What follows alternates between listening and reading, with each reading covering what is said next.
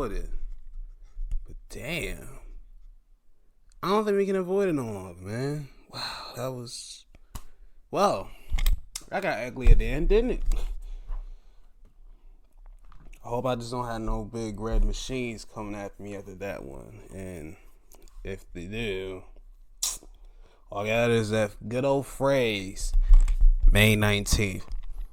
I look left and right. Because I ain't seen Kane in a while, man. He ain't come over in like a year plus. And yeah, we should be Gucci. We should be Gucci. I ain't worried about that mouth. He can do mayor shit. You know what I'm saying? He doing mayor stuff. Let him do his man. Welcome to this Mayhem Monday, May 19th, 2025, episode 285 of the D-Lo Show. Anything crazy goes on. Well, our semifinals conference semis was an interesting doozy, wasn't it? We told you what happened in OKC. It'll be OKC in 7, and it went just like that. And we had a heap of an ass whooping by the Thunder to the Nuggets. It started out close. You know, Nuggets started out hot. They started out good. It was the first quarter, 26-21. We think, all right, we'll have a competitive game. Then the second quarter happened. OKC outscored them 39-20. Denver couldn't really get flowing. OKC was hot. And they just rolled that wave into the second half, outscoring them 65-47, and winning this one comfortably, 125-93, in a blowout victory. Jeez Louise, didn't expect that one. And where is the MVP? When is MVP gonna be announced? Because usually around either semifinals in the middle of the semis during to this period. When is the MVP announced? Alright, we're already 2 rounds in. We still on MVP. They why I want to wait till the series over to give it to your winning MVP, your Knicks MVP, Shai Gilgeous-Alexander, who is on point. 35 points, 4 assists, 3 steals in the block, on 12 of 19 shooting, 3 or 4 for Curry Land, 8 or 9 from the free throw line. He was dynamite. Jalen Williams, he was on point, 24 points, 7 assists, 5 boards, and a steal. On 10 of 17 shooting, super efficient. Chet fits with 13 points, 11 rebounds, a block, and a steal. Glad he's getting double-digit rebounds. Likes that. Hardenstein, 10 points and 7 boards. I likes that. Very 5 of 7 shooting, very efficient. And Alex Caruso, who's 6-man work, 6-man defensive work, 11 points, 3 steals, and 3 assists off the bench. I likes it. Everybody got burned. Everybody got minutes. That's how you know it's bad. When Jang, Jones, and they are getting minutes, I would say Joe, but Joe usually in rotation. You kept him in and out because, you know, they like what Caruso brings, and Kaysen and Wiggins. But either way, they made it. We made it. We made it to the semi. We made it to the conference finals, and we're in it to win it.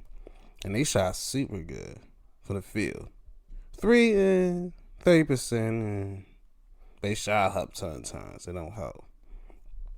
As for Denver, we will get y'all. I know I gotta do this. Record the what I thought. Season reviews. That's what it is. That's what I was thinking. Thinking of the damn name. Season reviews.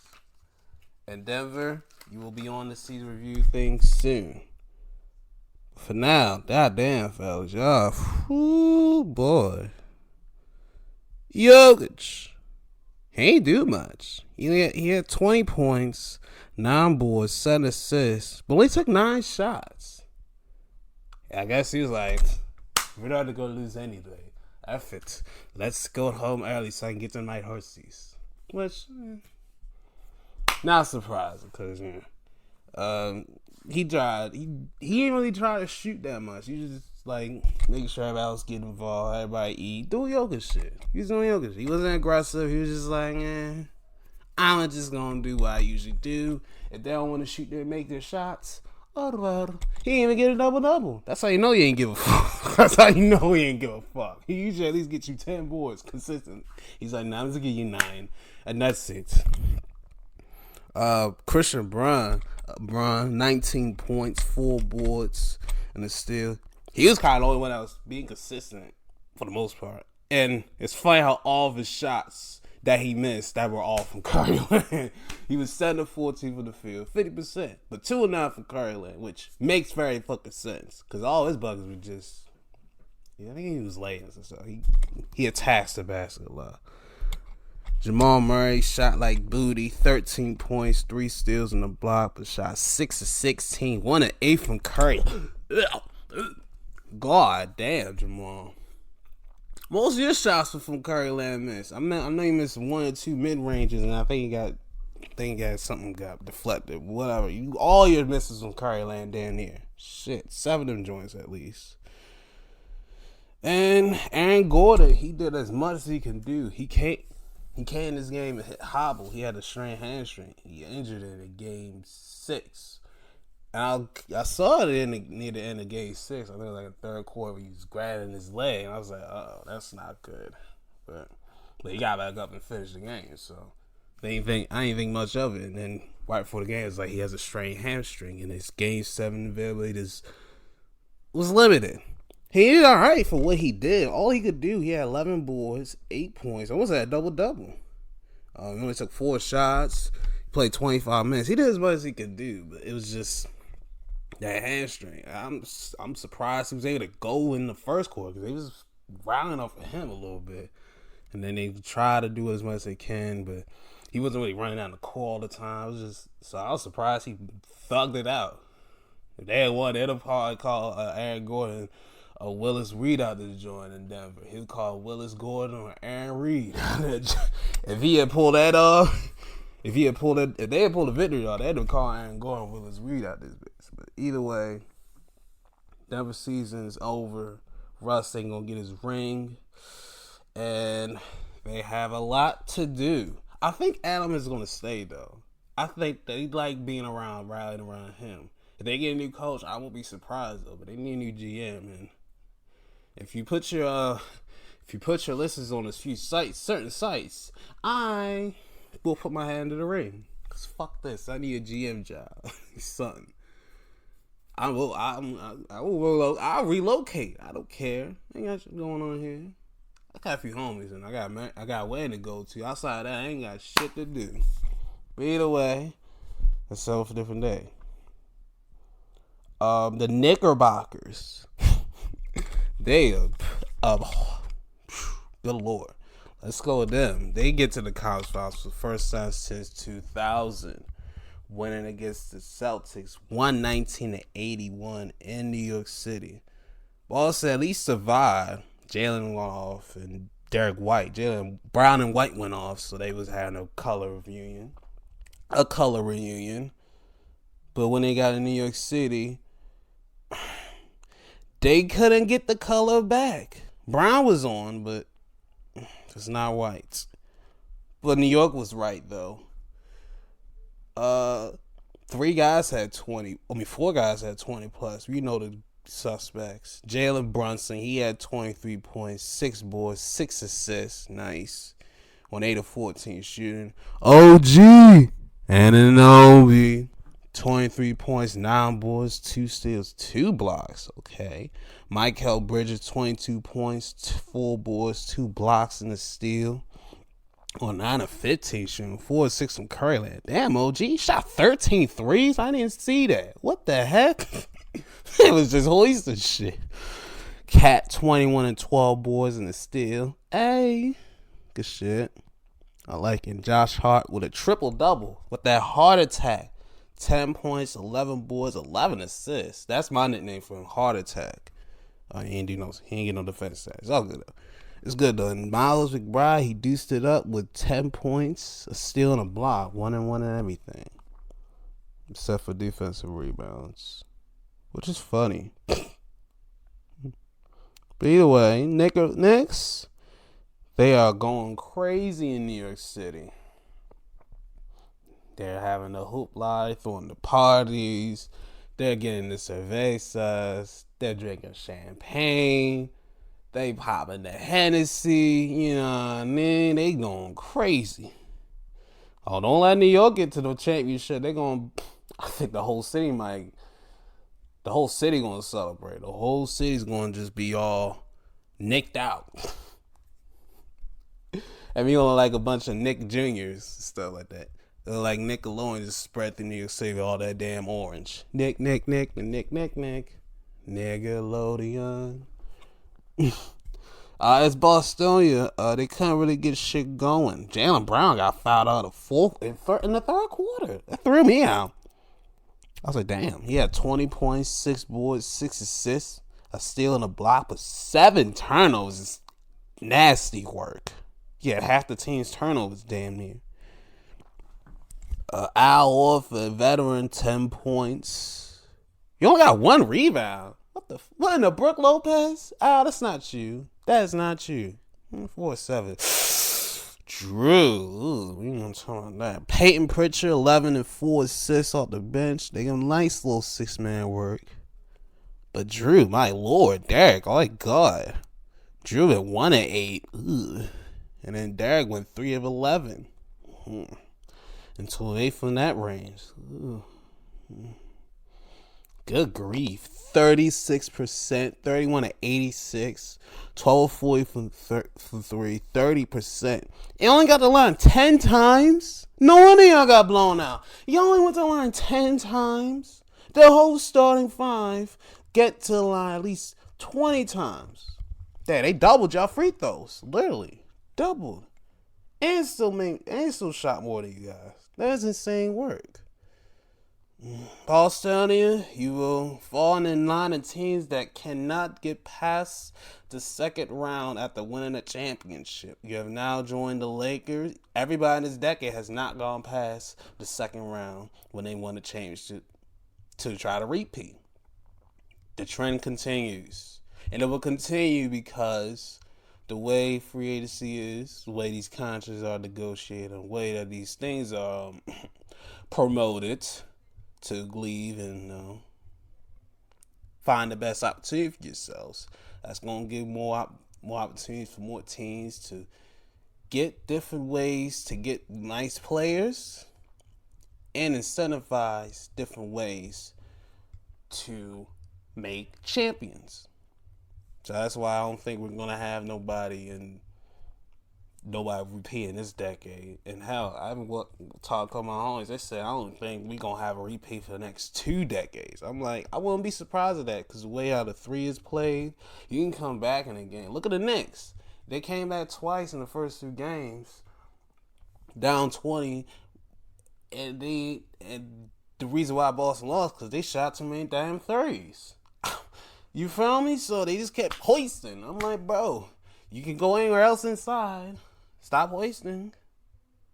But no, they just kept going and battering that thing. Stop. Ooh, nigga. Yeah, they just kept going and kept pestering, kept going. Either way, Boston, you will not repeat. We will have a new champion this time around. And we have 4 teams who, one was probably legit, that we was all saying they can be the conference finals. 2 that are returning to the conference finals. And 1 that we talked about earlier had the whole city lit as fuck. And we're talking about... But the weird thing about this is the Western Conference is starting. And they're going to be on ESPN. Fuck. Alright, fine. We'll deal with that. I got Thunder in 6, damn it.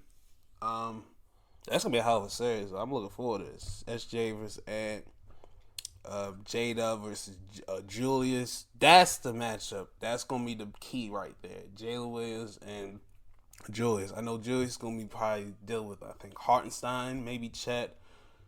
If Julius is getting guarded by Chet, Julius better watch some Zach Randolph and Nick's Zach Randolph in his watches because he can bully him if he wants to.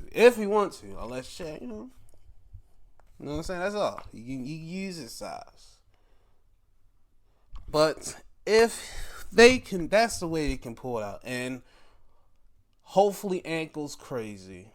Julius stays Julius, what he's been doing this year. If Conley is your X factor, low key, only saying low key, because if they might leave him alone, or they're like, man, Conley's a vet, but we ain't worried about it like his younger days. Conley and McDaniels are the X factors. McDaniels can lock in on Jalen Williams, because I think he's playing 3. If they can lock in on him, and then they can worry about Chet and Hartenstein in the paint, I can see Minnesota winning it. Because they can match some size too. Look, they can match on the size too.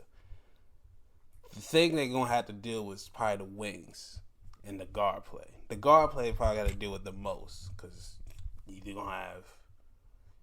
You probably had to put DiVincenzo. You probably had Ant starting on SGA. And probably... Yeah, and maybe Jay... I think Jay might be on SGA. Either or. They could probably split on between whatever. But we going to have a good-ass guard battle. And if we do, it's going to be a journey. But I got Thunder winning this one in 6. So I had to add a brainstorm on that thing. So it's cool. I like that. Like we get some new teams representing the West. It's a new era, damn it. And then we're back to where we were in the conference finals last year. Last year was the Knicks and Pacers. And in Game 7, the Pacers knocked down the Knicks in the Garden. Thanks to a lot of things that went down. I know OG went down, I think, Game 5 because his hammy. And then Brunson, he got hurt in Game 7 because I think it was his hand. Yeah, it was his hand. He broke his hand. He fractured his hand in that third quarter, and they couldn't, get out the gate with that. So. And I don't think Julius was playing because I think he was hurt. So that's why they made a trade. So makes sense. And I think the Knicks getting their payback. I think the Knicks gonna get their payback because it makes sense. I like the Pacers. I think this is gonna be a highly scoring series. Like it's gonna be a lot of scoring buckets, a lot of offense. Like first game, I think it's gonna be like 122 to like 118, something like that. I got the Knicks though, but it's gonna go long. I got this thing to go a distance. I got them 7, Knicks in 7, because both teams are similar, but have different body parts in terms of defenders. The only difference is, I guess the Pacers have a slightly bit more size, but it ain't that much because they play Bryant. I know they play Precious and Mitchell, but they're similar. They're very similar to each other in terms of being a highly offensive operator, and they have a couple guys at least known for their defense. More on the other side, more on the Knicks side than the Pacers. They're similar. Knicks are home to the 3 seed. The Pacers are home to the 4 seed. So we had the 6. We got the 1, the 6, the 3, and the 4. Interesting mix. I like that. A little balance. A little balance to the realm of playoff basketball. So let's see how this one goes. I'm looking forward to both these. We got some new blood. So we have a new champion. We either going to have a champion. The Knicks last won it, I think, 73. And my parents were kids the last time the Knicks won a championship. Like, kids. Like, 9 and I think 7. I think 6 or 7. One of them ages. They was young as hell. They was elementary school. Let's just say that. That's for a long-ass time. And then OKC, if you want to count Super Science, they ain't been to finals since 96, the year I was born. But 3 months before I was actually giving birth. 4 months. 4. I do the math. The team will struggle for the first time in their franchise history, and for the first time in that city since the Minneapolis Lakers. Shout out to the real ones that know the origins of Laker land. And then we had the Pacers and the Knicks. The Pacers ain't been to the finals since, I think, 2000. I think, when they the first? I think they were this.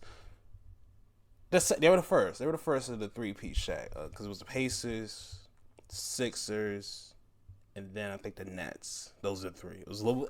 I don't remember because it was a little bit before my time. It's a little bit before my time. But the Pacers, that was the last time he went there with Jalen, Reggie, Rick Smith, all them boys.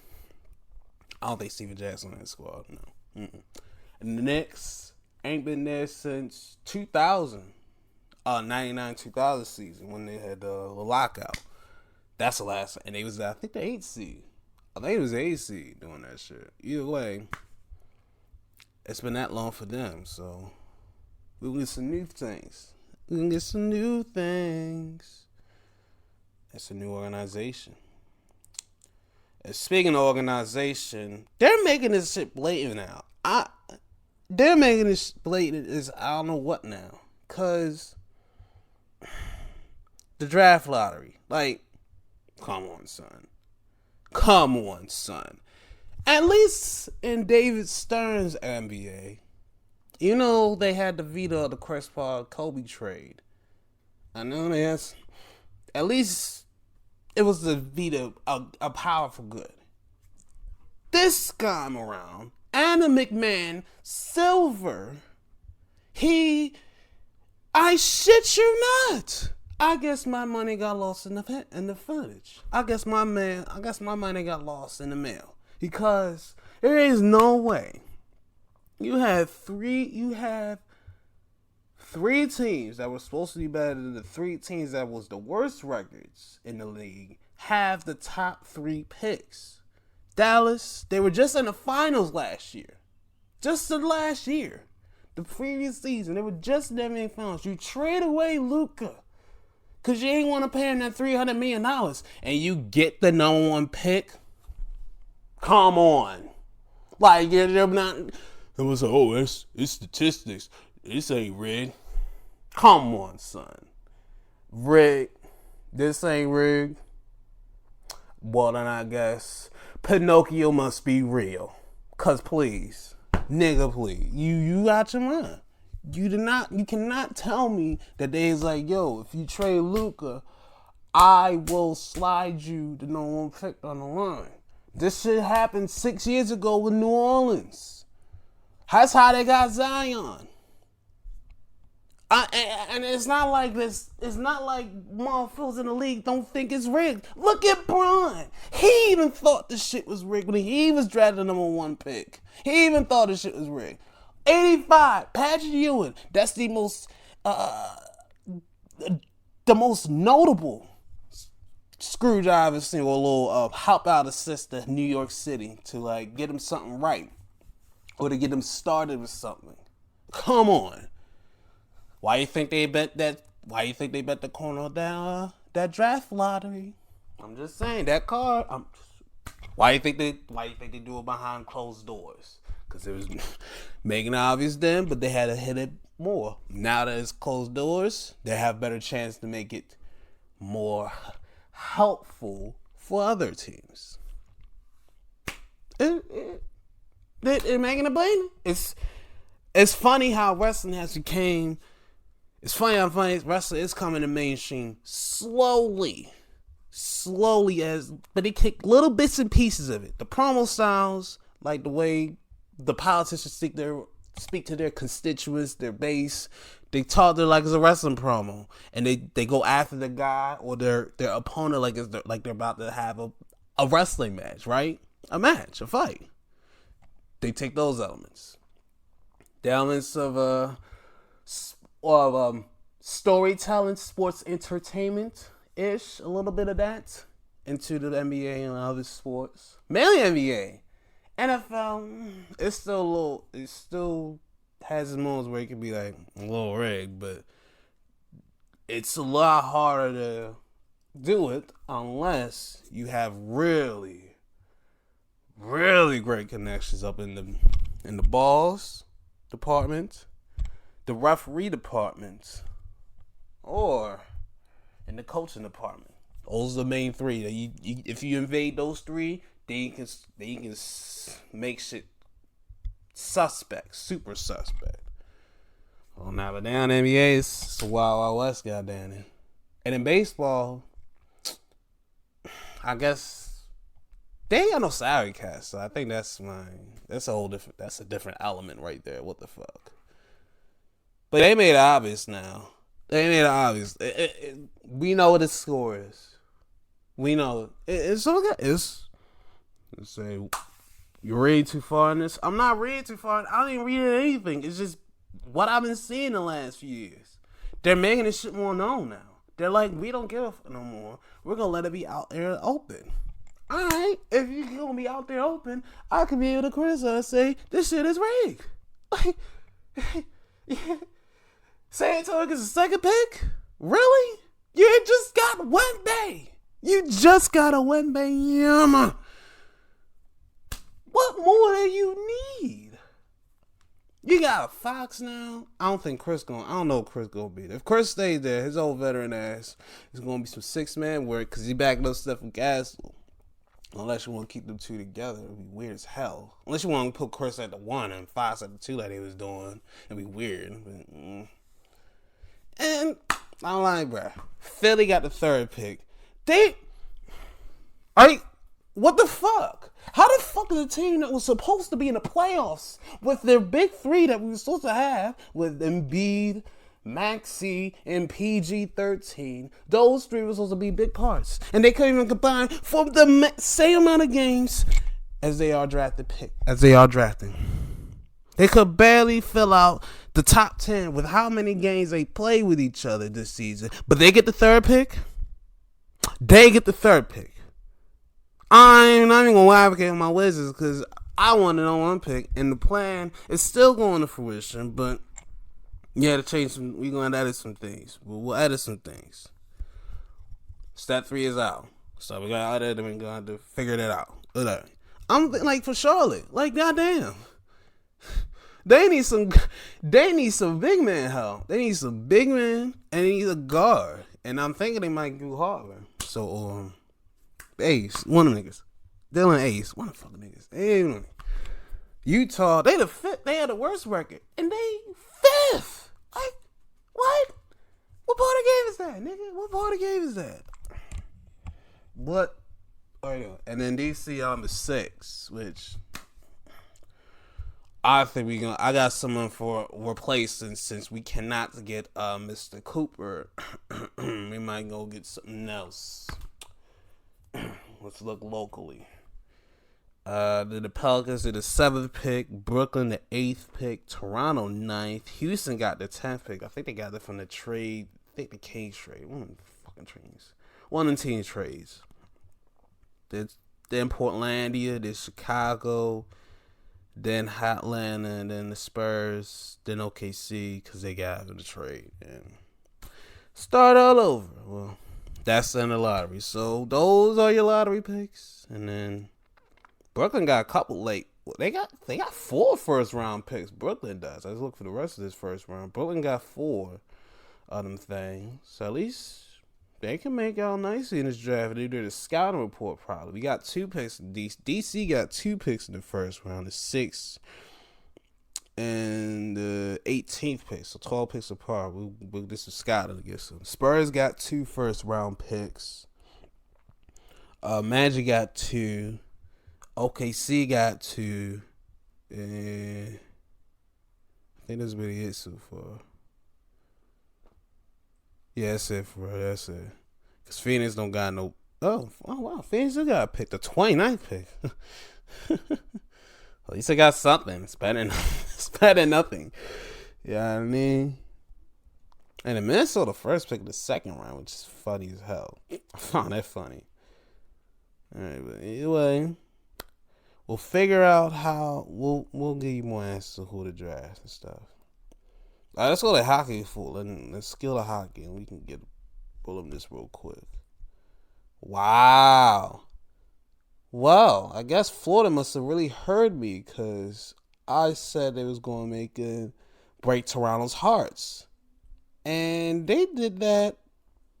They did more than I thought I was going to do. I said Toronto was going to win Game 6. And they won Game 6. Pitch a shutout. 2-0.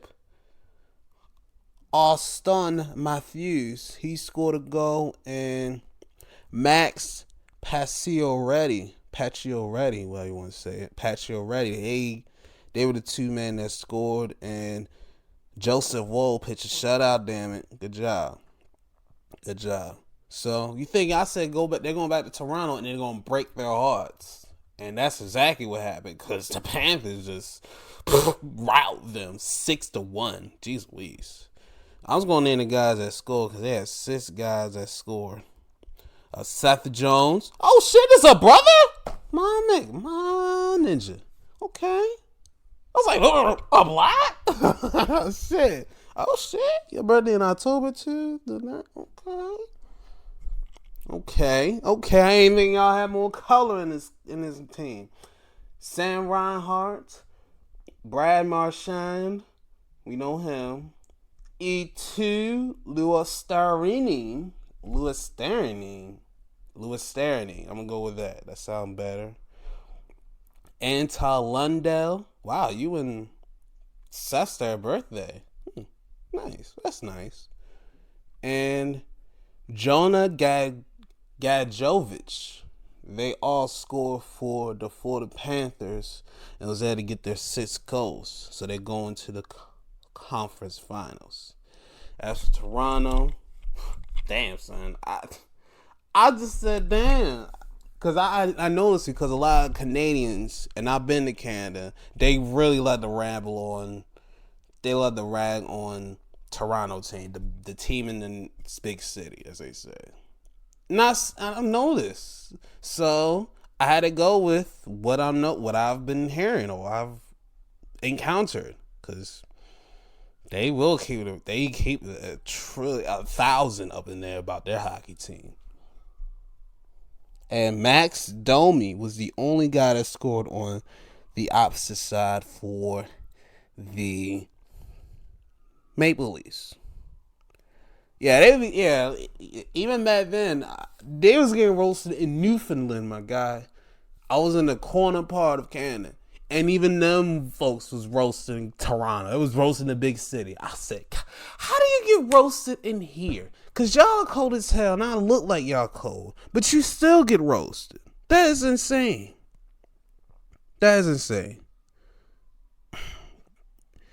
Either way, I think I picked the Stars. I believe I picked the Stars to win in the 6. I believe that. I think I went there and did that. Because I only said that because I got people down there. But they were the overtime with Winnipeg. And they won this one 2-1.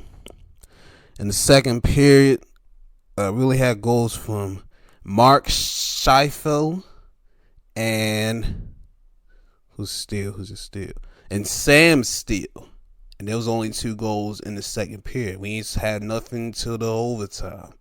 And in the overtime, we had a save of the day by Harley. Not Cameron, though. Thomas Harley. He won the game for his boys, and they're going to the next round. As I said, they better not be with East. No, it should be interested by a conference. It need to be West, not East. West. And, of course, DC lost in the conference semis 3-1 to the Hurricanes. I'm gonna say Panthers. So it'll be Carolina versus Florida in the Eastern Conference Finals. Interesting. 2 teams that are not known for their hockey in their states, in terms of cold, are in the conference finals. Damn. For the Panthers, Seth Jarvis. Oh my gosh, it was like still here. Andrei Shevchenko or Shevchenko, what the hell? Either Shevchenko, or Chevenko, whatever the Vechkanov, as they love to say in that land. And then Jordan Stahl, they were the scores for the Carolina Hurricanes. And for DC, the only man that scored was Anthony Beauvillier. Villier? I'm going to go Beauvillier with that one. Ovi did a couple shots, but dang, well, he didn't get near the net. And Yeah, there we go. I was right. I picked the Jets. I took the Jets to win. Then okay, yeah, all right, good. I had to look on that day. I was like, I had to look on the day, and it was right. I did pick the Jets. I picked the Jets. I said they're gonna hold a Porsche down, and then they was gonna lose in Game 6, and that's what happened.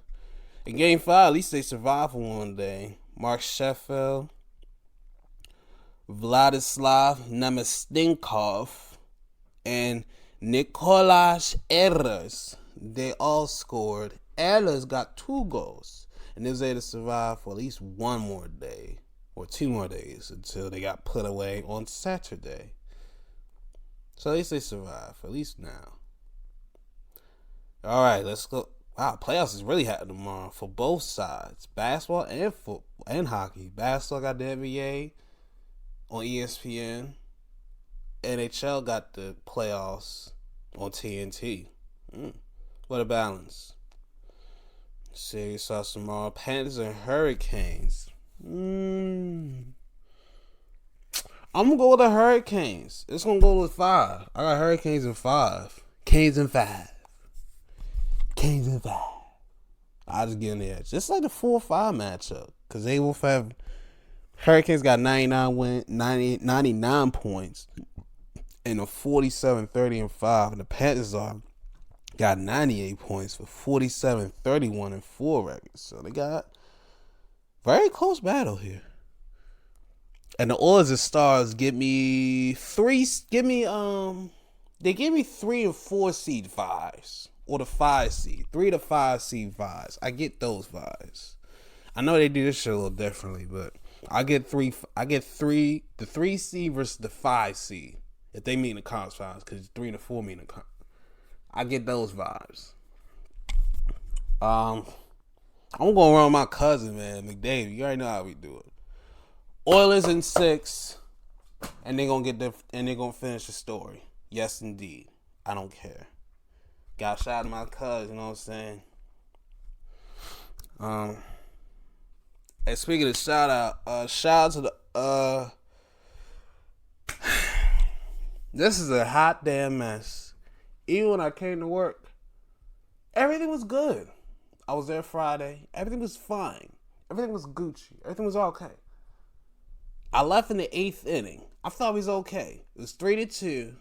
All right, we think we just need to get 2 innings, get this one, golden bat in the bottom, see if we can get insurance, and then close out the ninth and get the big Bautista. Well, that did not happen because after I left, we lost. They tied in the 8th. Thanks to James Wood. He ties it with a solo shot. And then the 9th, it's supposed to be that's had it right at our left. Nassim Nunez. He gets a ground ball single and is able to get a run in because Brian and Felix couldn't collide together to get the out. Because the ball went over his head. I was like, oh my God. How you overthrow a big fella? How did it get behind him? How does it not? They didn't get to him, but he didn't get out. Not only that, I didn't work that Saturday and Sunday because constraints. And we gave up 10 runs in both games. 10-6, 10-4. After that game on Friday, High got relieved of his duties. And I'm like, Mike, you're not far from him too, Buckaroo. Because we had it up. Our ability to not try to keep core was disgusting. Because I'm like, bro, we need a guy that we can go to rely on in situations need. We got that full-year rental. And we can't convince him to stay. We can't convince him to give enough money to. We let Tony walk. We couldn't convince nobody to come in to pitch. Nobody. I look at the free agent like we didn't really look. The only free agent success we had was O'Neal, who started out alright, and then he got cold and now he's hurt. Tomoyuki is probably the only highlight of the whole free agent class. The only highlight. The only one. Because Means left. Grace is still on the injured list. Suarez, I don't fucking know. It just, what the fuck? It's just like, goddamn. Like, what in the entire fuck? What the hell happened? That trade deadline. We should have never got Trevor Rogers. Or Taylor Rogers. Why the hell? And it was a T. I'll forget it's a Trev or Taylor. Either or, we should have never gave up those Norby and Stowers. You should have gave us... That's when we should have got Sandy. But his value was not that high, and we should have traded for Sandy instead of fucking Rogers. And that's why we are in this position where we're at.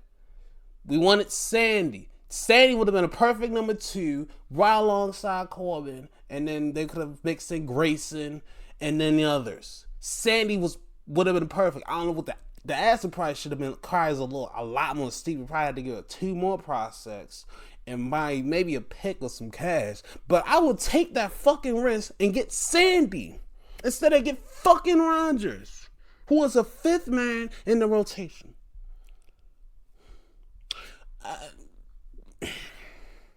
I didn't get it at the time, and I still don't get it. And I'm like, golly, if we had just got asked for Sandy instead of Rogers, especially if we get up Norby, who was supposed to be the guy before Jackson show up, and Stowers, who has always been around a long time, but hasn't really had... We've had weird outfields where he was not being a part of it. You know, he was kind of looked at as the future of the outfield for the city. He was not looked at as that. It was more Austin Hayes. And we traded him away for Philly to get Sir Anthony Dominguez or what the fuck? What the nigga? What the Latin American's last names? Either one. Dominguez, Suarez, whatever. I know I got an S at the end. It ain't Azzy Pet, but damn it, Joe. That was a trade right there that messed it up. We should have asked for freaking Sandy. It should have been Sandy. We should have not got back if they said anything not Sandy, you should have closed that door. But no, he was desperate. I think he was desperate, and that's when you're desperate, it's not good. Not any endeavor. It's not good. So I guess we just gonna embrace the losing season then, because we got rid of Kyle Gibson. Bye. Get the fuck out of here. Thank God. We have a new interim manager. Tony Manzolino. Wait a minute. Oh! Wait a minute. Wait a minute. Hold on. Wait a minute. The only reason I kind of pause at the names because I've seen that name before. It's been minor league baseball. That's the only reason why. When you're doing your career, you're like my career. Yes, they had that in baseball too. And it's underratedly better than basketball when it's not with the dumb shit. Now I gotta see the one for the new versions. Either way. And I seen his name. I was like, he looked familiar. And Manzolino. And I was like, oh, Manzolino. I already know how that feels for the Italians. They're gonna love it. So we got the fucking mob at the fucking game. God dang it.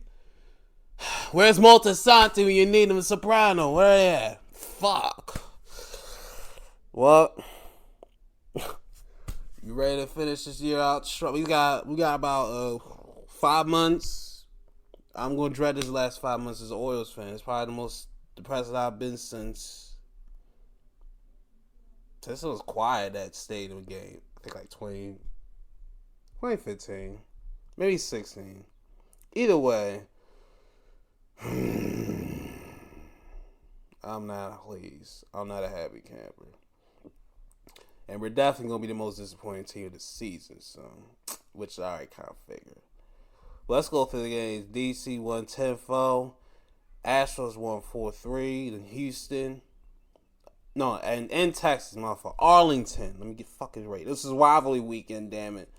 So, the Battle of Texas. Houston won that one. Phillies beat the Pirates 1-0. Braves beat the Sox 10-4. Tigers beat the Blue Jays 3-2. In the Battle of Ohio, the Reds beat the Guardians 3-1. In the Battle of Florida, the Marlins beat the Rays 5-1. In the Battle of Missouri, Kansas City won 2-1 in Kansas City. The Brewers got out the schneid and knocked the Twins off their win streak as they won 5-2. They was on a 13-game win streak until the Guardians knocked them off. Well, till the Brewers knocked them off their perch. So what a comeback for them.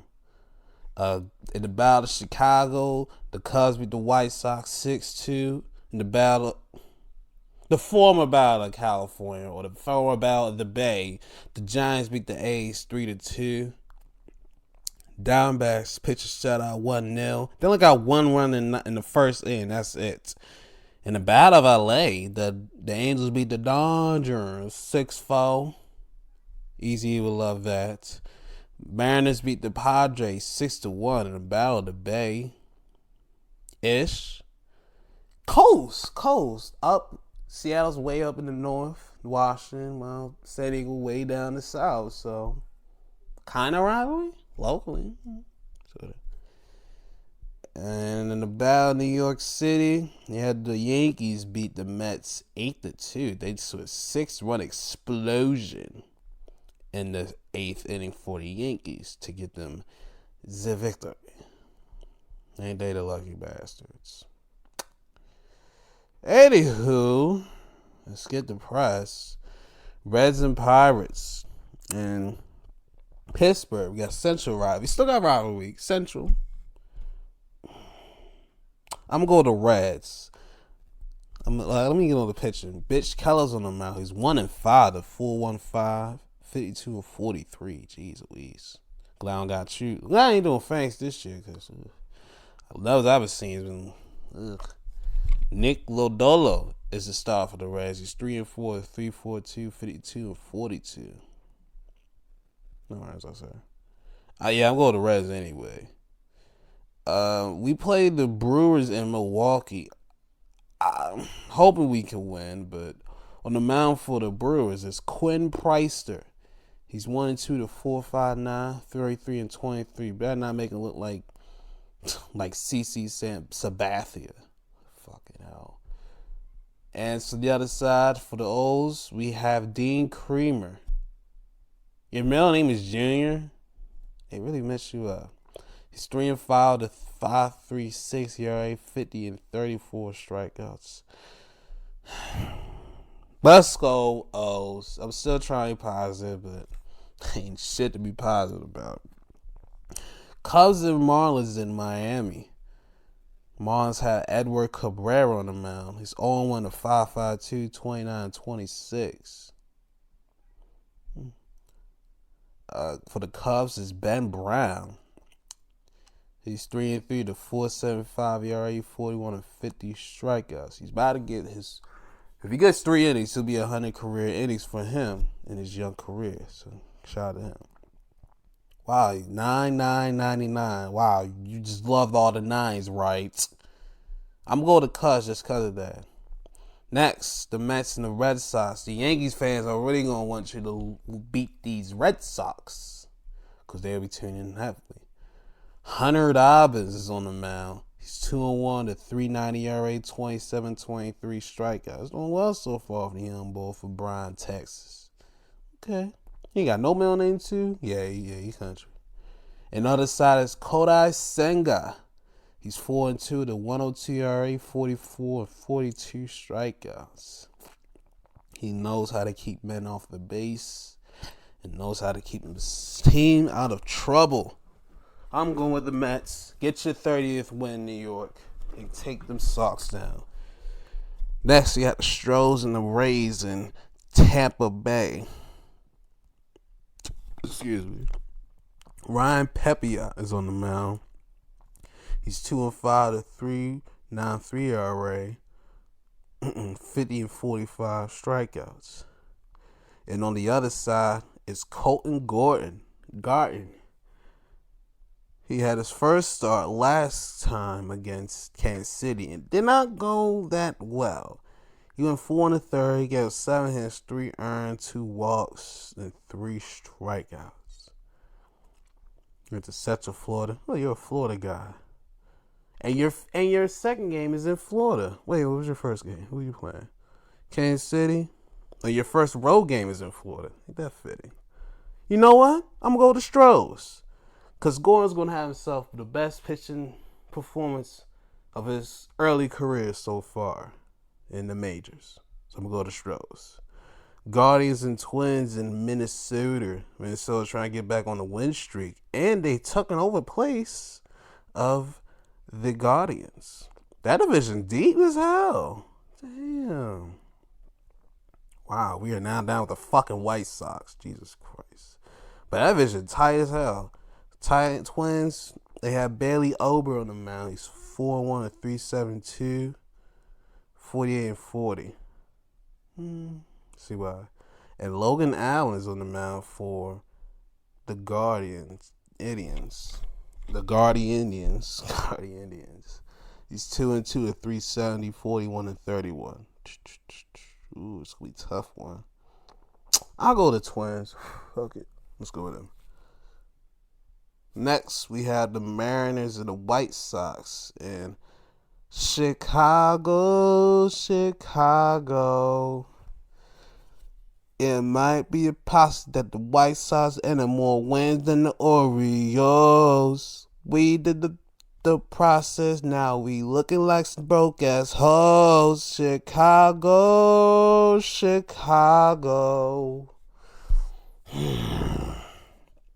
Davis Martin's on the mound.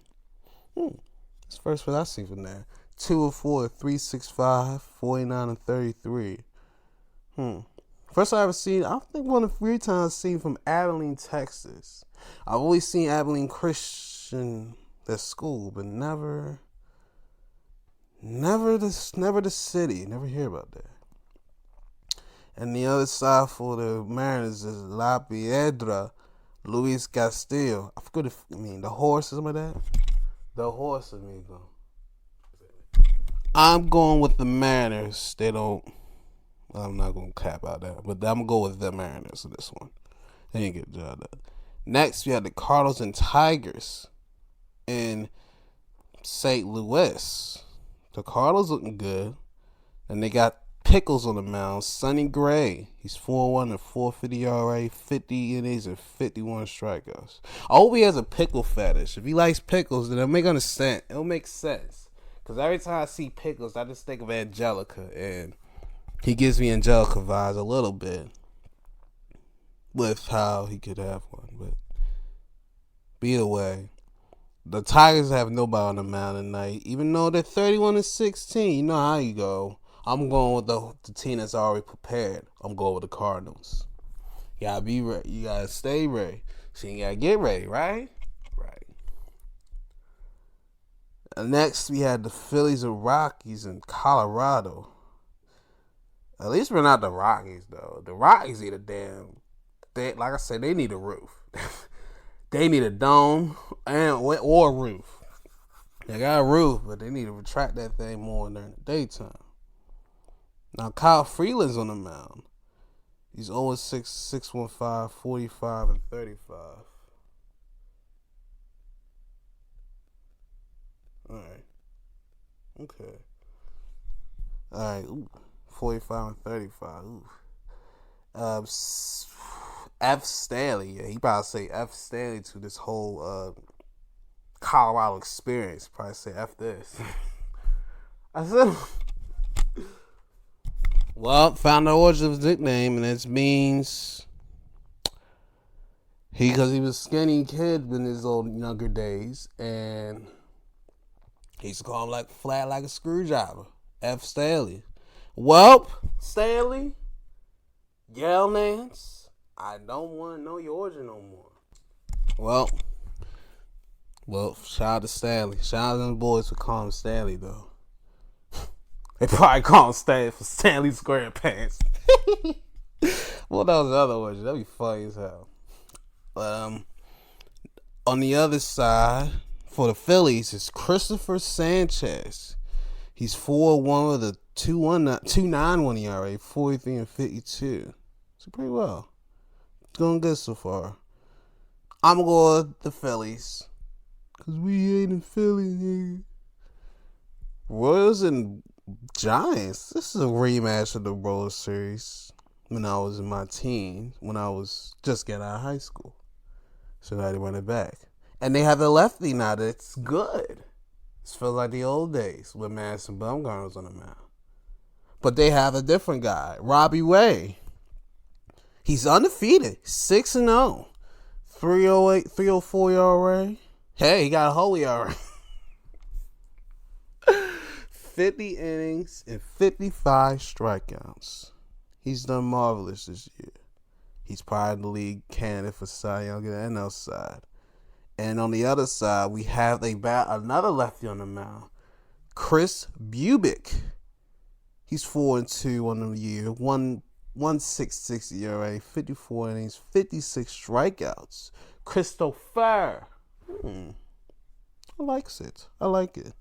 I'm going to go with the Giants. I think they looking good. I'm going with them. They've exceeded my expectations, not going to lie, to start out the season. And the Battle of the A's. Literally, the Battle of the A's. The Angels and the Athletics. JT Ginn is on the mound. He's 1-1. It's 4.61, 13 and 15 strikeouts. And the other side is Jose Soriano. He's 2-4 with 3.46, 52 and 42. Hey, his birthday's in October too. Hey.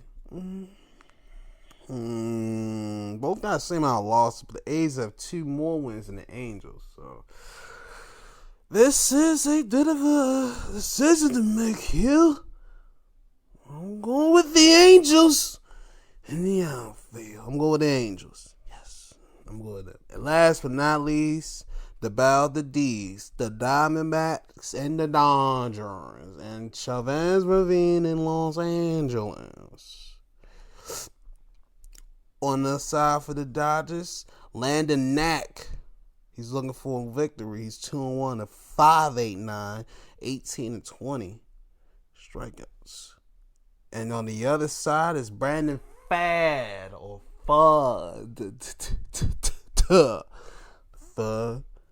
He's 6-3 to 3.73, 50 innings, 44 strikeouts. Hey, he's doing pretty well for himself. Hey, I think from Kentucky, huh? Well, I was look, but I ain't pay attention. Well, his birthday not too close. Wow, birthday 6 days apart. Nice, I know. And that's it for today. I'll be honest with you guys. I'm not beat up by my wrestling, but I need a few days away. And I do want to talk wrestling, but I don't want to talk AEW or WWE. Nothing modern. Nothing today. Because modern wrestling is kind of starting to piss me off. And it's mainly how fans and these dirt cheaters and just the spoiling of everything before I want to find out the takes, the weird shit, the tribalism. Cause I'm thinking more like, bro, like I say, I look at basketball similar to tennis or golf. They have the big promotion, whatever that is. I've seen Liv is coming around for golf. I'm seeing a lot of Liv commercials for golf, not Liv Morgan, Liv golf commercials. And they've been cooking off lately. I've seen a lot of them joints lately. I've seen that. And I'm thinking to myself, you see what that performance is. Let's say they leave. If, like I say with Mercedes, I still like her, even though she left WWE, I still like her. Now, a little different. Now, the presentation is a lot different. I still like the brand. There may be little times where I'll be like, that was not good, but we keep it 100. We keep it 100 over here. We're not biased all the way. We're going to support who we like, but we ain't going to ride them all the way. But just, that's it. You know what I mean? But people want to make it WWE and AEW like they're regular sports teams. Like me being a fan of the Orioles, or my friend being a fan of the Commanders, or I have a friend who's an Eagles fan. They're never going to interact. Don't bring Philly and DC together. Like it just. I don't. Maybe I look at things a lot differently because I'm glad I look at that differently. Because if I had to look at it like as a, like 38 like their teams, I'll probably be just like them. Cause I'm so glad I don't think like it. Cause I just see that a lot, and I'm just like, if AEW did not exist right now, most of these motherfuckers be in WWE, and you'll be watching WWE, and someone had to go to Japan, someone go to AAA. I think some would like. Try to see what TNA looking like, or whatever they can find it at. Last I remember it was on Twitch at the being off of Axis. And it just the obsession to try to get race in there too is it's getting weird in the rest of the world. We're getting a little social justice in there too. I was like, bruh, can I go a day? Can I think about this shit? Can I go a day? I can't. And it's just a lot. It's so I watched a couple wrestlings. I watched a couple things this week, but I needed a week away from the wrestling because current day wrestling is kind of just like got into a safe space, and it wants to keep having safe space. And I'm like, I thought the purpose was to get out of this safe space, but it's not. Now I'm just rambling. Either way, I don't want to talk about Rider Wrestling right now. I want to talk about the past. If I did talk about this one in the past, whoops. And if it isn't something I talk about, it'll be something new in your ears.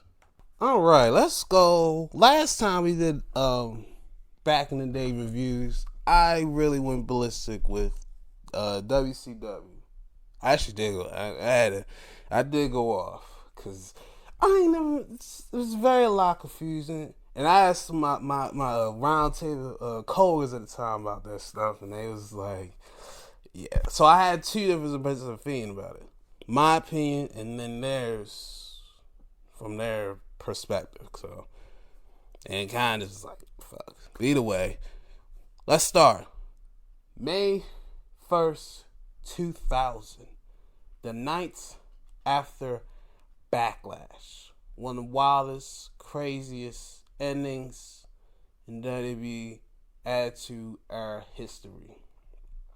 When Stone Cold came back and helped The Rock get back the WWE Championship, taking it from The Game, Triple H, and Earl Hebner was a part of the mix. So they really had a big storyline with these two.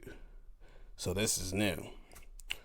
But we had You Think You Know Me, Edge and Christian on commentary, while the Dudleys and Tess and Alberts, TNA, look to get their payback for what happened last night. Because in their tag match last night, Trish got put through a table by Bubba Dudley. Well, that's not going to LFG. Definitely not. And like I said with WCW, with the inside terms, holy shit. The 2000, they were just as bad. They was like, yeah, we're really shooting from the hip here. I'm like, oh my God. Like, what the hell? I just was like, what did you say? I was thinking, like, why would you say it like that? What the hell? I was more confused. It's like, what the hell? Why would you say it like that? It was so weird. But either way, that happened. And then he said, oh, it's our time. It's our time. Because the Dudleys hit the 3D. I had the 3D. And they distract the ref. I think Christian hit the Unprettier. I think the Bubba. And then they covered one of the TNA guys, Tess or Albert, one of them to get the win for the team. I was like, hey, well, at least Tess and Albert won. TNA won. They won the war. Dominic Mann, Helmsley, regime, they was deep as shit though. They had Triple H, Stephanie, Vince, Briscoe, Pat Patterson, freaking X-Pac, Tori, and then Road Dogg, and I think Billy Gunn, I think. Yeah, he was deep as shit. I was like, man, he deep as hell. And I ain't gonna lie, Triple H's first theme before he changed the time to play the game, underrated good. I like that. I was like, okay. I likes it. Either way, Tori, damn it. Vince, Triple H reflected on his loss, losing to The Rock, and he had to separate his show in that match. And I actually went to watch this match after they showed, and holy hell, a fucking banger. Half-and banger. They always just say a lot of bangers in the Attitude Era, unless it's crazy. This one was way crazy. Crazy for what the time is, and the ref being involved in this, it makes it funnier. And the way he stood up was some way. Linda McMahon is like, you're rehired. And the whole ending was just insane. But we have a steel cage at the top of the arena, and we'll figure out later tonight what will be inside that steel cage for The Rock, the new champion. So dun dun. Crash almost got pinned by the guy that parks the tickets, the valet guy. He saw hardcore ties, like, oh, I need my opportunity. Boom.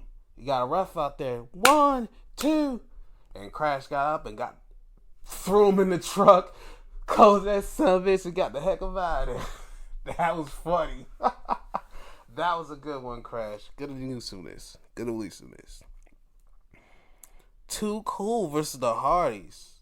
I think they said Master Sex just came back from a knee surgery, so good for him. And they're back to doing tag team stuff. And the Hardys on the mound. We know him. We know them enough. And cool little match. Very dancey. I forgot how much dancey they were. But either way, they 1, 2, 3. 2 cool wins. Get a win over the Hardys. And they did a dance too. So I'm like, hey, second time they did a dance.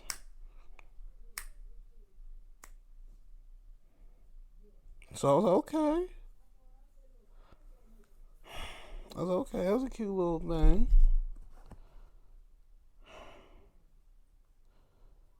But yeah, we got the win. Then they got the win. Let's go.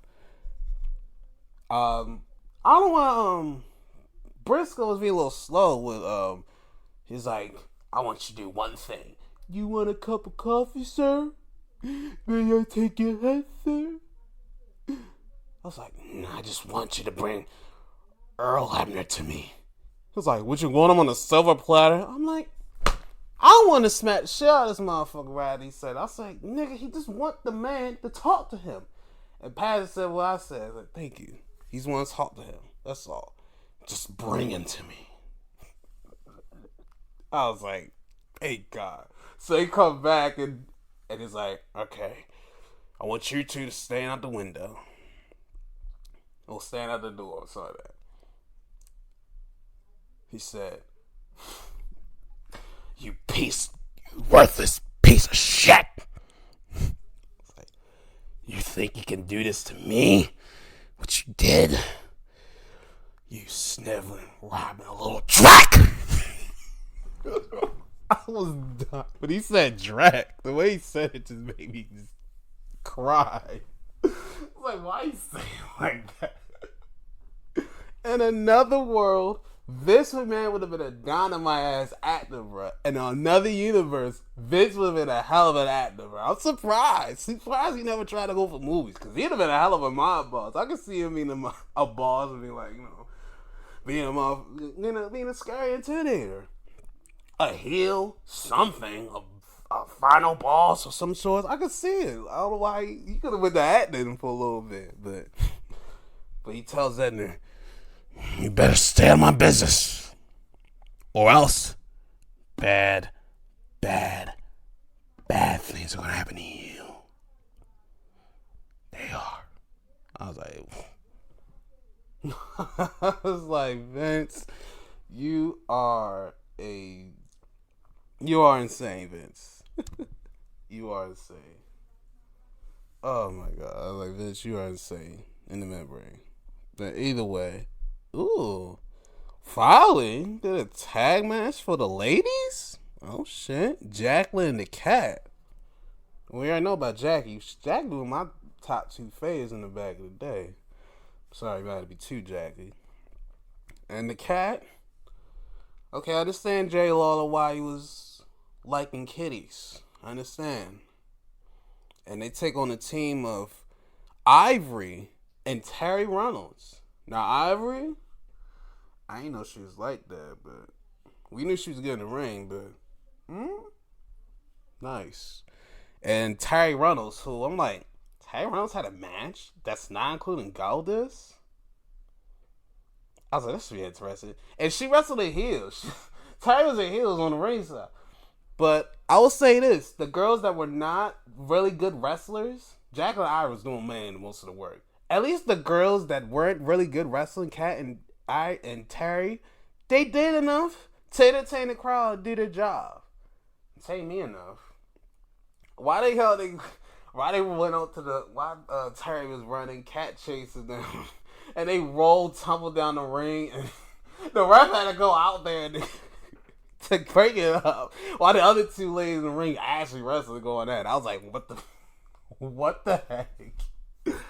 That part was funny. And the ending was hilarious, because both Ivory and Jackie, they just shot the ref, but they wanted to help out their opponents. I think Jackie leg dropped. I think Jackie had the pin on Kat, but Ivory elbowed her, bam, back to the head, knocked her out, foot the cover. Then the Jackie did the same thing back there with the freak back to the head of Terry, and covers over Kat on top for the 1, 2, 3. That ended took me out. And about the time Ivory found out, she was like, fuck, are you serious? And then got pissed and started fighting Jacqueline. Yo, that was hilarious. That was hilarious. That was funny as hell. Oh, that was funny. Oh, man, that was funny. Whew, I was crying. But either way. Oh, I think I did it like 3 times. Because I remember Jackie did it first, then Ivory, then Jackie back. That was funny. Whew. Earl Hebner got an entrance, which I'm like, this is a first. I'm like, are we on live TV or is it just a joke? And Jerry's like, why the hell did the referee get his own entrance? I was like, you don't know why. X-Pac and Y2J, baby! How does Matt set up? Because Y2J, this is the start where Y2J just kept roasting Stephanie. And, well, Ashley, the middle of it, because he was still roasting her. But the weirdest part of that segment that led to the X-Pac and Jericho match was like, I got something special for you, Road Dogg. Cause I'm ready to get my hands dirty, anything give me balls. So I was like, I don't know if he want to get down dirty what he does. I don't know if you want to get down there what he does, but alright. And then just like, X-Pac's like, you fight for the honor of Stephanie McMahon. I was like, yeah. I was like, okay. Fight for Steph. Sounds cool. And and then they all leave. So I'm like, alright, cool. X-Pac getting ready. And Steph and Vince peck each other on the lips. It threw me off. I was like, the fuck? Because the way they zoomed into the camera, it was all loving. Like, I love you. Like, the way you look at your, if you haven't seen it ever, you look at them. It was kind of that look. But those were the daughter. I was like, Vince, you is a crazy man. And it kind of ends up one thing that he tried to do in the Ruthless Aggression era, which ill. But back to X-Pac and Y2J. Uh, X-Pac pushes Hebner, and Hebner pushes back, and I'm like, oh shit. So that causes DQ, and Jericho wins. So Road Dogg and all of them come out. They push him, but Road Dogg gets pushed back by Earl Hebner. I was like, huh? And they fell. When they fell on the mat, I was like, what? I was like, well, Jericho, you're welcome. And oh boy, he's definitely not going to be invited to the Christmas party later this year. He's definitely won't. I'll tell you that. The Rock, he arrives here. He celebrates his title victory, and he notices the steel cage at the top. He said, "You got a special surprise for The Rock? Well, just bring it." I was like, okay, bring it. I was like, then all fans come out, and they're at the top of the stage. They're like, that cage, you're on The Rock. You will defend your World Wrestling Federation Championship in that steel cage against my son Shane. I was like, Shane? Triple H? I was shocked. Triple H was like, the fuck? Shane? It's like, what the fuck you mean, Shane? He was pissed. Second was kind of surprised. I'm like, okay, Shane. I was like, huh. This is one of the few times. I was like, I had to look up. Did y'all ever think? I had asked my peoples, do you remember Shane Man in the WWE Championship match? It was like, no, I can't recall. I was like, huh. Did you look at that? Huh. I know something before they do. But I had to look this up. And Shane McMahon, he's had world title matches before. I think 5 or 6. And conveniently, 5 out of 6 of them involved The Rock. In any kind of fashion. This was one. This was the first one. So this is the first one, and it's probably the best one. But we'll get to that. And then Kurt, Booker T was a part of the mix, and I forget the other 2. Either way, those are all had to do with The Rock. I think the only one that didn't have The Rock, I think, was maybe Kurt. It might have been Kurt. Because I remember him and Benoit, I think he was a ref or part of the roster. One of those things. I know every time he was in the title mix, it had The Rock as always in the mix. Either posing, kind of tagging, or being a special guest ref. Either or. It always had that. So shout out to Rock and Shane. They had a good friendship. Cool, I see. Yeah, he was confused and jealous. I had to write Triple H was confused and jealous at the same time, which is a weird combination. Edge and Christian, they proclaimed early on the telecast that they are the best tag team in the world, and we can beat any tag team. It does not matter whom it is. And they have an open challenge for whoever wants it for the tag titles. I'm like, okay. Edge and Christian come out, okay. They had a 5-second pose. Good. So who were their opponents? Too Cool's music plays. I'm like, okay, I'm cool with this. Too Cool. I was like, this is the moment they take the tag titles. I was like, I know they won it before, but I was like, okay. They ain't say there was former tag titles. But then I see Rikishi. I was like, uh-oh. And I was like, oh no. And then I saw the Big Show. I'm like, oh no. Oh shit. Shokishi is in the building. Big Show and Rikishi. No way.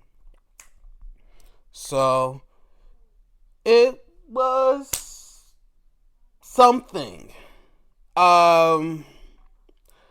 It's bad enough I already had to see Rikishi's ass, and they zoom in on his ass several different parts in this era. But now I had to see the Big Show's ass. Oh man, that's why I had to take a few days away. This was another reason why I had to take a few days away. I saw too much of the Big Show that I didn't need to see. He was wearing a thong, and the whole time Jerry the King Lock was fixated on that large man's behind. That's JR was saying. I was like, you seem to be really fixated on that large man's behind. I was like, yes, thank you, JR. That's what I was thinking. Like, why is he... I was like, what the heck? What am I... Like... They don't tell me these warnings. They don't tell me these warnings.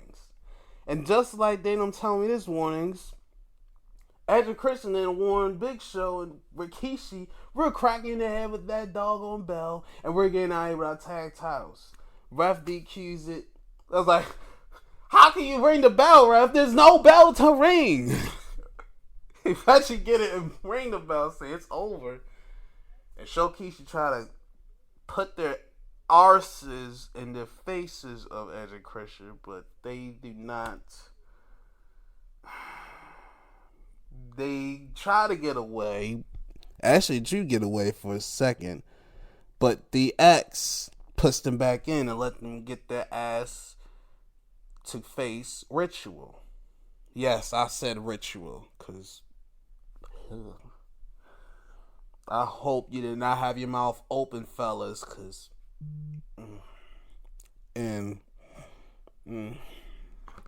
nasty.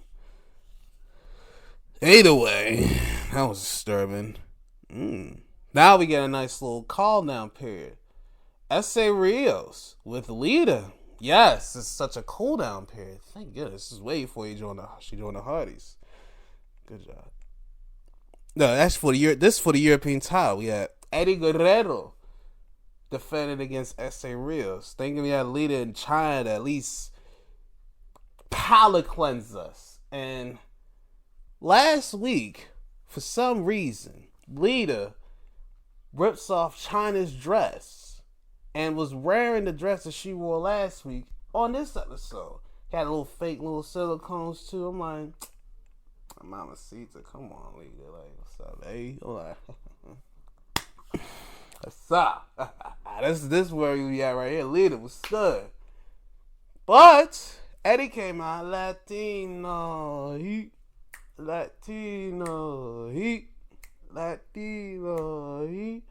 And China too. And I'll declare that's a dude. That's not a hit. That's if it's a hear me out, I'm with you to hear me out. But I hit. And she looked good. And they showed her a little what happened last week, and she was not bad. I was like, not bad, China. I would explore in China for one night. Yes, I would. One night.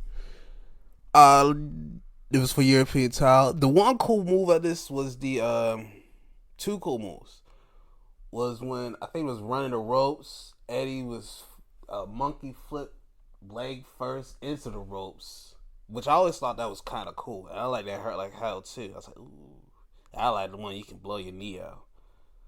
And then the second cool kind of move was China helping Eddie retain with throwing him back in, and then I think he had the airplane spin, and they won. I was like, wow. Well, nowadays, if you do an airplane spin, he's out at 2. The evolution of wrestling business. The evolution of the wrestling business. Real shit.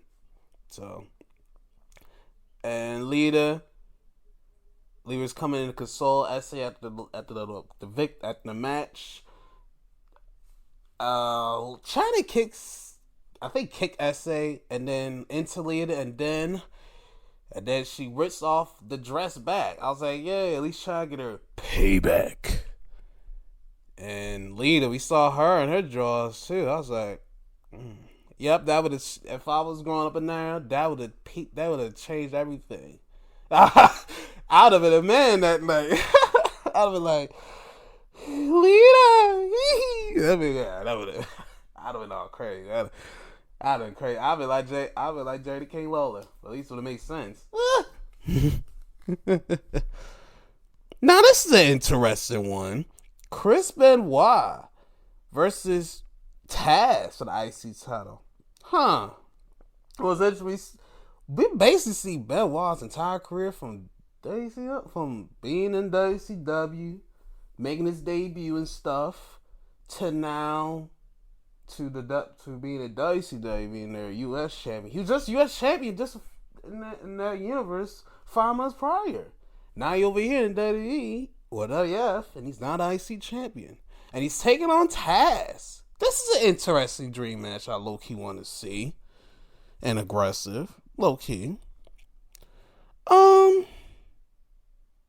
Heaven got bumped into. Oh, that's different.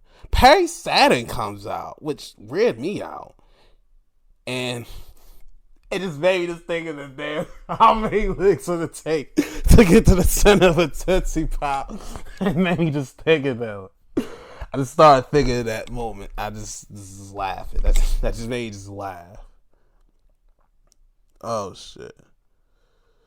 That was funny. I just think of that moment every time. I can't get that out of Perry Saturn. And if I ever get I'm going to ask him that question. Perry, what was you thinking during this moment? He said, how many legs does it get to the center of a Tootsie Pop? I'm going to ask him that because that was the most randomest pro in wrestling history. Okay. Back to the match. Perry distracts Taz and cost him the title. He was distracted so much he couldn't focus on his task and get himself a IC title around his waist. So for that, Taz got mad and attacked Perry Saturn. And then out of nowhere, Hardcore Holly comes out and just attacks everybody. Benoit, Taz, and Perry Saturn. And that was just random as hell. I was like, what the hell? I was just like, I was confused at that moment. I was like, what the hell is happening? They just wanted us to do shit. But then we have his cousin, Crash. Paranoid as a motherfucker about what happened about what's been happening with the 24/7 rule. So we get that. He was looking paranoid out. Talking to Michael Cole, he's like looking left, right, and center. So I've been paddling, man. I like the title, but all this damn interrogating, all this damn questions. What the hell you looking at? He was paranoid. He was bad in the crack feeding in the 80s, like bad paranoid, like yeah. But I don't know if Steve Blackman comes through with a trash can, nodding their head, trying to get the 1, 2, 3, but he kicked out of 2. So he runs away to the ring. He gets a candlestick and try to do what Blackman does, the nunchucks. I was like, what the hell? But eventually they get to the ring and he was fired for a little bit. But then Crash, I think cracking the head one good time and got up out of there. And he was still a little loopy himself. So he went on the barricade to relieve. Alright, we should be good. He's resting himself for a couple minutes. The 2 of the Ravens players. One of them was Jonathan Ogden. I forget the other freaking guy. I know Ogden. I think Bolware. He was somebody else. But the Ravens players, they tried to pin him. Ogden, or the first guy tried, and Ogden picked him up and got on himself, and he's like, no, kick out of 2, and he ran the heck up out of there. I was like, yeah, you better run, bruh. I was like, hey, yo. Oh, shit. That shit was funny. That was funny. So I'm glad Cash got out of there, because, woo. Yeah, I was really trying to cash your shit. And then in the main event, The Rock and Shane for the WWF title in a steel cage. The McMahon housing regime was all over the place, including the guest ref, the ref. I think it was Briscoe. Yeah, it was Briscoe as a ref. And Rock was doing his damage. He was doing his thing. Shane was getting help from all the family. They didn't try to put sticks in there to poke the Rock because he was trying to climb up. Even that attack was taken by the Rock. There was a moment where if Shane McMahon had just fallen backwards, he could have been champion. Or if he had just dropped. Because he was over the cage, but the Rock brought him back over top the cage. And like Triple H trying to help Shane, like, oh, Shane. He tried to get his good arm to pull down Shane, but he couldn't do it because he ain't had enough.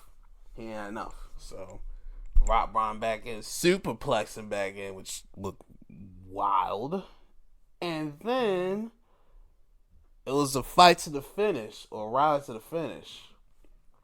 The Rock was climbing up the cage. He's about to try to go out the front door, but never mind. While Shane was still on the ground, or still on the floor in the ring, and he was trying to call. Vince was trying to call the Shane. Come on, Shane! Come on, Shane! Come on, Shane! The fan tried to help out. The Rock tried to get over, but The Rock beats Shane just in time, thanks to that referee. You know him and are infamous of him, Earl Hebner. Yay. He came through and helped out the final boss and was able to retain. He pushed Brett Patterson in the face. And then when he pushed Patterson in the face, boom. No, Patterson was the ref. Briscoe was the outside enforcer. And thanks to those two factors happening, The Rock was able to escape with the World Wrestling Federation Championship. In the middle of the ring, clean-ish. It was a good episode of Raw. This was lit, alright. Man, I like doing this attitude stuff. I'm not gonna lie. I like talking about the current stuff, but I see why the Attitude Era is as lauded and praised as it is. Because they did things like this on a random ass Monday, and it just, who would have thought you get a steel case for the WWE title with a McMahon and it'd be good? Not Vince, not Stephanie, not Linda, of course, not even freaking Triple H. You know he's part of McMahon, so allegedly. But Shane, just entertaining as hell, and that full. I even rooted for Shane. Like, drop down, Shane. You can win this. When his feet was over, I was like, drop down, Shane. Drop down. You can win this. I even rooted for Shane for a couple seconds. Because he's the only man that I can actually good tolerate for a good long time. Until he can go out. Until he can go away. Until 2019, that's when he was like, uber annoying. Like, to the point I was like, Shane, please go away. Just go away for like 3 months. Please leave. Especially when you turn on the Miz. It's just very weird. That was weird as hell. So yeah, with Shane during that, except that little stretch, he's always been the alright McMahon. Stephanie was a slappy McMahon. She'll slap the shit out of anybody, berate anybody who did anything dirty. Vince was Vince. You know how he is. And Linda was, before she was the part of education, she was actually the sensible McMahon.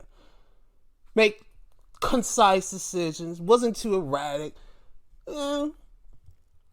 Only time we see her out of character is when she was comatose, but when she got back to life from the comatose, she knocked the shit out of her man. So Linda's quiet. Linda's alright before that moment. And then Triple H, well, you run the damn show now, my guy. But shout out to Shane, though. He put a hell of effort. And why did Patterson try to push Shane off the top of the cage and he was knocked out? Oh, my God. You're lucky that rope thing was there. Because if it wasn't, he's going down for a tumble.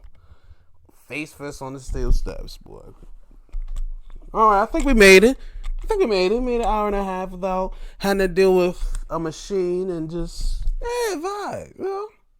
I think we good. We used to be Gucci. What the hell is that?